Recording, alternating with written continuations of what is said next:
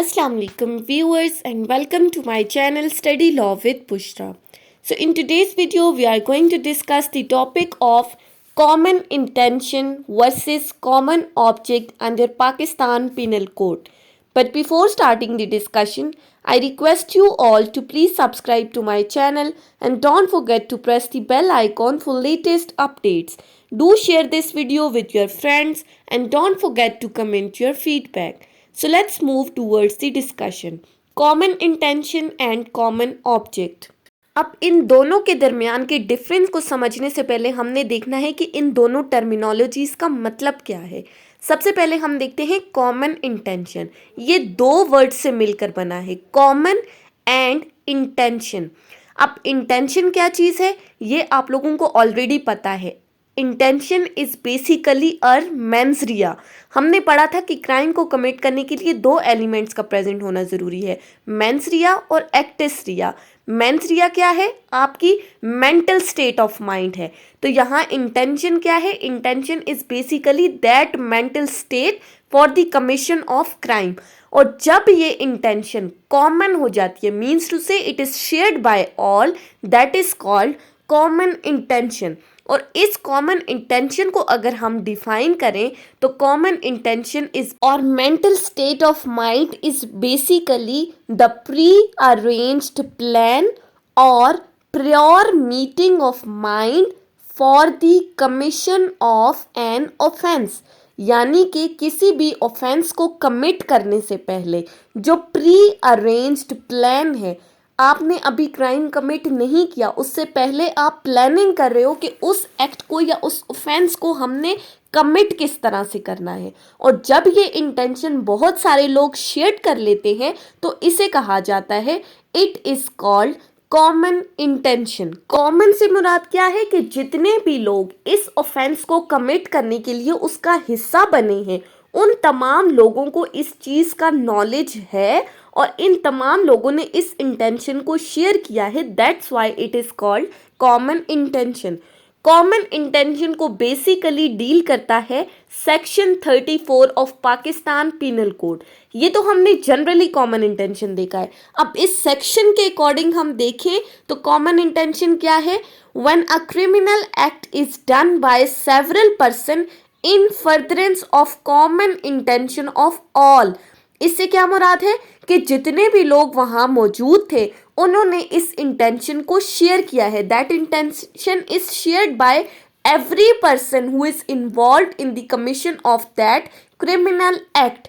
So means to say कि उन्होंने इस इंटेंशन को शेयर किया है, तो इस इंटेंशन को शेयर करने की वजह से every such person will be equally liable in the same manner as if it was done by that person alone। यानी कि ऐसा समझा जाएगा कि जैसे उस बंदे ने अकेले ये काम किया है। दूसरी तरफ आता है कॉमन ऑब्जेक्ट। अब कॉमन ऑब्जेक्ट क्या है? ऑब्जेक्ट बेसिकली यहाँ किसको डिनोट कर रहा है? ऑब्जेक्ट डिनोट कर रहा है किसी पर्पस को।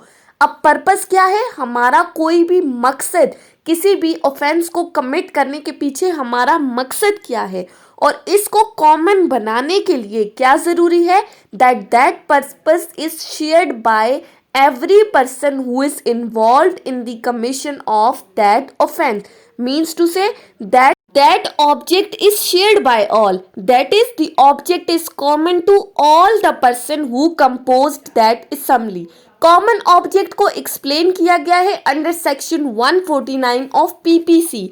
सेक्शन 149 ऑफ पीपीसी क्या कह रहा है कि जितने भी लोग उस अनलॉफुल असेंबली का मेंबर हैं और उनकी ऑब्जेक्ट आपस में शेयर हुआ है, ऑब्जेक्ट कॉमन है, तो वो तमाम पर्सन इस कॉमन ऑब्जेक्ट के लिए इक्वली लायबल होंगे in the same manner as if that offence was committed alone.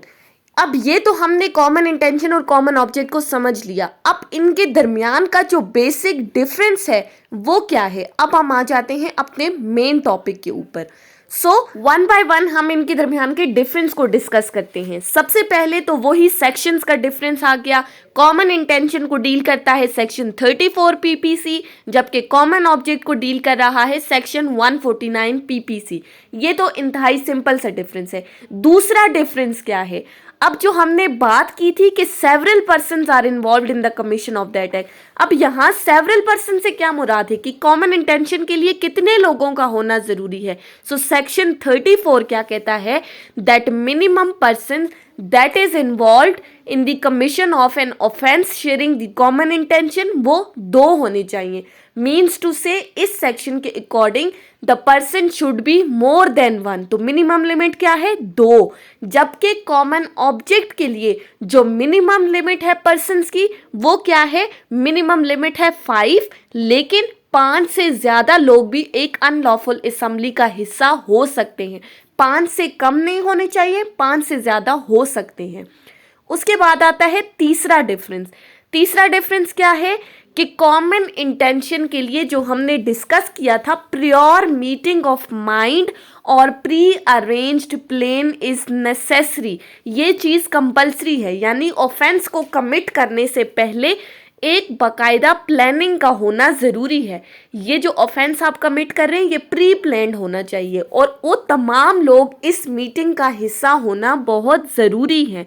जबकि कॉमन ऑब्जेक्ट के लिए there is no need of prior meeting of mind before the commission of an offence, यानी इसमें planning का होना ज़रूरी नहीं है। एट द स्पॉट जितने लोग उस अनलॉफुल असेंबली के मेंबर बनते जाएंगे वो तमाम इक्वली लायबल होते जाएंगे। मीन्स टू से कि यहाँ आपको प्लानिंग की ज़रूरत नहीं है। प्लानिंग का हिस्सा बनने के लिए उन सेवरल पर्सन्स को कंपल्सरी नहीं किया गया। उसके बाद आता है नेक्स्ट डिफरेंस। नेक्स्ट डिफरेंस क्या है कि जो common intention section 34 of Pakistan penal code के अकॉर्डिंग कॉमन इंटेंशन किसी भी टाइप की हो सकती है।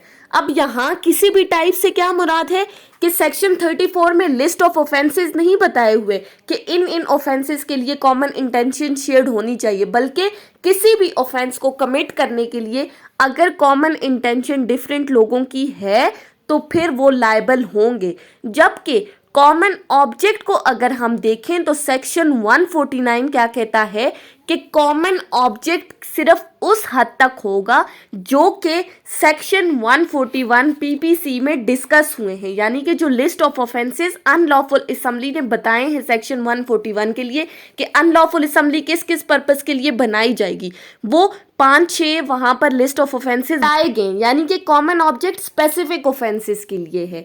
उसके बाद आता है नेक्स्ट डिफरेंस। नेक्स्ट डिफरेंस क्या कह रहा है कि जो हमने प्रियोर मीटिंग ऑफ माइंड की बात की है कॉमन इंटेंशन के लिए, so active participation of that persons is necessary. यानी कि जो मीटिंग में डिस्कस हुआ था एजेंडा कि ये लोग ये काम करेंगे, तो उन तमाम लोगों की एक्टिव पार्टिसिपेशन नेसेसरी है। यानी मर्डर कमिट कर रहे हो तो एक बंदा रस्सी लाएगा, एक बंदा उसको पकड़ेगा, दूसरा बंदा ये करेगा, यानी सबको इक्वली काम डिस्ट्रीब्यूट किए गए हैं। तो सब जब एक्टिवली पार्टिसिपेट करेंगे, मीटिंग्स के अंदर दी गई जितनी भी ड्यूटीज हैं उसको परफॉर्म करेंगे, तो तब कॉमन इंटेंशन के लिए वो लायबल होंगे, वरना नहीं। जबकि कॉमन इंटेंशन में चूंकि प्लानिंग हुई ही नहीं है, किसी बंदे को कोई काम असाइन किया ही नहीं है, so there is no need of active participation for the common object. यानी कि जब मीटिंग नहीं हुई, जब लोगों को उनके काम बताए नहीं गए, तो जितने भी लोग उस अनलॉफुल असेंबली का मेंबर बनते जाएंगे, सिर्फ उस अनलॉफुल असेंबली का मेंबर होने की हैसियत से लायबिलिटी उन पर आएगी। यानी कि जैसे ही आपको अनलॉफुल असेंबली की मेंबरशिप मिलेगी, उस मेंबरशिप की वजह से भले आप पार्टिसिपेट नहीं करें, लेकिन चूंकि आप मेंबर बन गए हो तो आप पर लायबिलिटी आ जाएगी और आप इसके लिए इक्वली लायबल होगे। सो कॉमन इंटेंशन के लिए no active participation is must, while the common object there is no need of active participation. सो ये कॉमन इंटेंशन के और कॉमन ऑब्जेक्ट के दरमियान कुछ बेसिक डिफरेंसेस थे। आई होप कि आपको ये समझ में आए होंगे अगर आपने वीडियो को अटेंटिवली सुना है तो। सो अगर आपको ये वीडियो अच्छी लगी है तो इस वीडियो को लाइक करें, कमेंट करें, चैनल को सब्सक्राइब करना ना भूलें और ज़्यादा से ज़्यादा अपने फ्रेंड्स के साथ शेयर करें। अगर किसी भी टॉपिक से रिलेटेड आपको कोई भी वीडियो चाहिए तो आप इस वीडियो के कमेंट बॉक्स में मुझे बता सकते हैं। Thank you so much for watching. Till then, अल्लाह हाफिज़।